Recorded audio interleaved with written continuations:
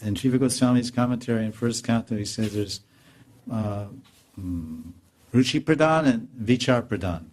So there's two types of devotee, Ruchi Pradhan and Vichar Pradhan. Ruchi means taste, attraction. I don't mean Nishta Ruchi Asakti. But Ruchi in Hindi means, Ruchira means beautiful. So we say Ruchiranana. There's a verse describing Rukmini's beauty. And Rukmini came out of the Chandrabhaga temple. It's in Dwarka Leela, before her marriage. And all the kings were on their horses. It says Ruchiranana. Anana means face. And Ruchi means she had a very, very beautiful, obviously, Lakshmi Devi. A very beautiful, this is Rukmini, first queen of Krishna. She had a Ruchir Anana, and the king saw her face and they fell off their horses. Oh, they fainted. Murchita, they fainted.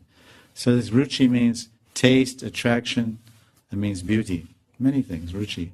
So the Ruchir Pradhan and then the Vichar Pradhan. So Ruchir Pradhan, this type of devotee, he's attracted to the beauty of Krishna and Radharani, for example. Oh, they're so beautiful.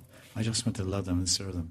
Doesn't know much Shastra, but has a lot of feelings and bhav, and ruchira. And Vichar Pradhan, so the basis of his attraction, his or her, the base of his or her attraction, or interest, or attraction to God is the beauty of God. The beauty, the sweetness, the Madhurya aspect. Lavanya, Madhurya, Saundarya. These are the three aspects. Madhurya, Saundarya, Lavanya. Lavanya means elegance. And Madhurya means sweetness, and Saundarya means beauty.